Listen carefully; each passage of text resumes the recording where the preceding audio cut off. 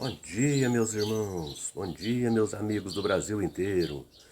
É com muita alegria que a gente vai gravar mais um vídeo aqui hoje. E eu gostaria de agradecer a todos vocês que estão assistindo os meus vídeos, aqueles que estão assistindo porque admiram meu trabalho, aqueles que estão assistindo porque não concordam também. Muito obrigado a vocês. É porque ninguém não tem que gostar de tudo que a gente faz, né? Todo mundo tem o direito de discordar. Nós vivemos num país democrático, onde ninguém tem que aceitar tudo que os outros falam, né? Então, se você discorda dos meus vídeos também, seja bem-vindo, pode assistir e discordar, não tem problema não, fico feliz, tá? Um abração para todos vocês, meu irmão Luiz Carlos na Baixada Santista, meu irmão Gilberto na Itália, meu irmão Adriano lá na Espanha, o meu irmão Narciso lá em Joinville, Santa Catarina, minha irmã Manuela, que eu não sei de onde é, minha irmã Rosilda lá em Goiás, minha irmã Valquíria lá em Barretos, e muitos outros irmãos esparramados por esse Brasil, até mesmo por esse mundão de meu Deus afora aí. Muito obrigado a todos vocês por assistir os meus vídeos. Que Deus abençoe a todos vocês, né? E não esqueça do joinha não, tá? E não esqueça de se inscrever também, aquele que não se inscreveu ainda, não se esqueça não, porque é muito importante. Eu já passei de 600 inscritos já. Estou no caminho rumo aos 1000. E que com muita confiança que se Deus quiser, a gente ainda chega esse ano ainda. Até o final do ano, se Deus quiser, eu quero chegar nos 1000 inscritos e isso é com a ajuda de vocês, né? E eu fico muito feliz de saber que eu tenho amigos, pessoas importantes que assistem meus vídeos aí. Muito obrigado por tudo, que Deus abençoe a todos vocês. Meus irmãos, hoje eu quero tratar de um assunto muito interessante. Veja vocês que o diabo, ele sempre tentou barrar a obra de Deus e ele fez tudo para que Jesus não morresse na cruz pelos nossos pecados. Então, eu fiz um relato dessa história, eu fiz um relato sobre isso, mostrando aqui quais as barreiras que a obra de Deus tem enfrentado até os nossos dias. Eu vou começar aqui, eu vou começar com o Jardim do Éden. Lá no Jardim do Éden, após a queda do homem, do primeiro casal humano ali, após a queda deles, logo ali, Deus já fez uma promessa de redenção para nós. Ali em Gênesis, no capítulo 3 e no versículo 15, Deus fez a promessa de um descendente que feriria a cabeça da serpente, ou Satanás, o diabo, e a serpente, ou Satanás, o diabo, lhe machucaria o calcanhar. E isso aconteceu.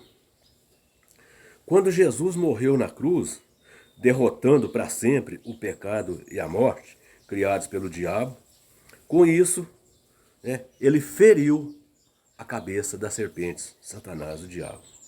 E com a morte sofrida de Jesus, com todo o sofrimento que ele sofreu, ele teve o seu calcanhar ferido. Até porque a morte de Jesus foi por um pouco tempo. Foi como o cicatrizar de uma ferida. Mas Satanás fez de tudo para que Jesus não cumprisse o seu objetivo. Primeiro, ele tentou fazer com que o menino Jesus, após o seu nascimento, fosse morto, né? Mas seus planos falharam. Na fase adulta de Jesus, ele fez tudo para que Jesus colocasse o próprio Deus, o seu Pai Celestial, à prova, né? Por 3 ocasiões. Quando ele mandou que Jesus pulasse do parapeito do templo, mandou que Jesus transformasse pedra em pães e ofereceu a Jesus todos os reinos do mundo em troca de um ato de adoração, né? E ainda veja a astúcia do diabo. Ele ainda citou a Bíblia. Ele ainda teve a cara de pau de citar a Bíblia para justificar a astúcia dele, né? Mas todas as ocasiões ele foi rechaçado por Jesus. Mas Satanás não desistiu não. Ele não desiste não. Após a morte de Jesus, ele fez de tudo para barrar a obra de Deus, fazendo com que os discípulos fossem perseguidos, presos e até mortos como Marte. Mas no finalzinho do primeiro século, depois de Cristo, né, o Satanás teve a sua maior decepção. A Bíblia foi completada. Aí foi uma derrota para ele, né? Aí a Bíblia foi completada. Aí, através da Bíblia, as pessoas conseguiriam se aproximar de Deus, ou seja, o relacionamento de Deus com a humanidade ficaria mais fácil. Aí a luta de Satanás foi destruir a Bíblia, ou pelo menos evitar que ela chegasse nas mãos das pessoas. Na Idade Média, Satanás usou a Igreja Católica para esse fim. Tantas Bíblias foram queimadas. Os clérigos saíam procurando onde tinha Bíblia e fazia monte de Bíblias ali em praça pública e queimava. Quem fosse flagrado traduzindo, vendendo ou lendo a Bíblia eram queimados vivos na fogueira, além de outras atrocidades. Essa era a chamada Santa Inquisição. Mas que santa, hein? A Santa Inquisição. Mas, como barrar o propósito de Deus é humanamente impossível, essa também falhou. Satanás não conseguiu destruir a palavra de Deus, né? Então o que aconteceu?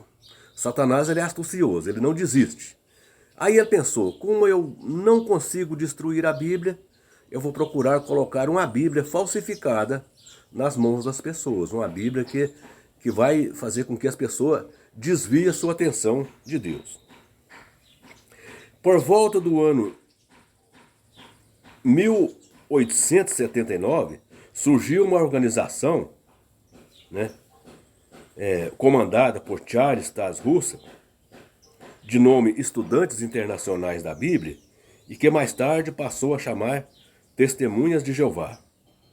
E essa organização, ela começou a desempenhar um papel importante na obra de Satanás. Eles não queimavam as pessoas vivas, não queimavam Bíblia e até levavam as Bíblias nas casas das pessoas. Mas a Bíblia era só para chamar a atenção. O que eles ensinavam às pessoas era através de uns livros e umas revistas publicadas pelos seus líderes. Esses livros e essas revistas não têm nada a ver com a Bíblia. São ideias próprias deles. Eles até usam a Bíblia, mas eles têm uma tradução própria, totalmente adulterada, segundo os seus interesses. Se vocês forem estudar com eles, com as Testemunhas de Jeová, como eles oferecem um estudo para as pessoas, se você falar para eles que vai estudar, considerar os textos na sua própria Bíblia, eles não aceitam, né? Porque eles aceitam só se for na tradução deles. Então veja, meus irmãos, esse foi o plano de Satanás. Já que eu não consigo destruir a Bíblia, eu adultero uma e coloco a Bíblia adulterada nas mãos das pessoas. Então veja, essas pessoas, chamadas de Testemunha de Jeová, povo bonitinho, chega na sua casa de forma educada e oferece para você um estudo bíblico. Mas você não vai ler a Bíblia, você não vai estudar a Bíblia. A Bíblia é só para chamar a atenção. Você vai estudar um livro, e esse livro é um livro tendencioso. Até contém textos bíblicos, mas explicado segundo o seu bel prazer, segundo os interesses deles ali. Então veja que essa é a tática de Satanás. Coloca essa Bíblia totalmente adulterada nas mãos das pessoas. Veja que a Bíblia deles, meus irmãos, ela contém a palavra Jeová no Novo Testamento. Me parece, não tenho certeza absoluta, mas por volta de 282 vezes, sendo que não existe uma. Até porque o nome Jeová deveria, então, no caso dele, ser colocado no lugar onde existe o tetragrama sagrado do nome de Deus. E o tetragrama sagrado do nome de Deus não se encontra no Novo Testamento. Nenhuma única vez. Então, o que acontece? Em todos os textos onde o escritor da Bíblia colocou o nome Senhor, se referindo a Jesus, eles trocaram por Jeová. Então, por isso é que contém o nome Jeová aproximadamente 282 vezes no Novo Testamento. Então, isto é uma falsificação grotesca. Esse nome Jeová não existe. Aliás, não existe no Novo Testamento, não existe em parte nenhuma da Bíblia, porque o nome Jeová foi um nome inventado, todo mundo sabe disso. Mas como eles aderiram a esse nome, como eles adotaram esse nome, tudo bem, é um problema deles. Então, esse nome, já que eles adotaram eles deveriam colocar, então, onde existe o tetragrama. Ou seja, só no Antigo Testamento. No Novo Testamento não contém o tetragrama. Então, eles não deveriam usar essa palavra no Novo Testamento. Então, eles colocaram por volta de 282 vezes. Então, isso é uma falsificação grotesca. Agora, esse corpo governante das Testemunhas de Jeová, eles deveriam observar Apocalipse capítulo 22, versículos 18 e 19, que ele diz que quem fizer um acréscimo na palavra de Deus, Deus acrescentará a ele todas as pragas que estão escritas na palavra de Deus, ou seja, no livro da vida. E quem tirar qualquer coisa da palavra de Deus, Deus tirará o seu quinhão na árvore da vida.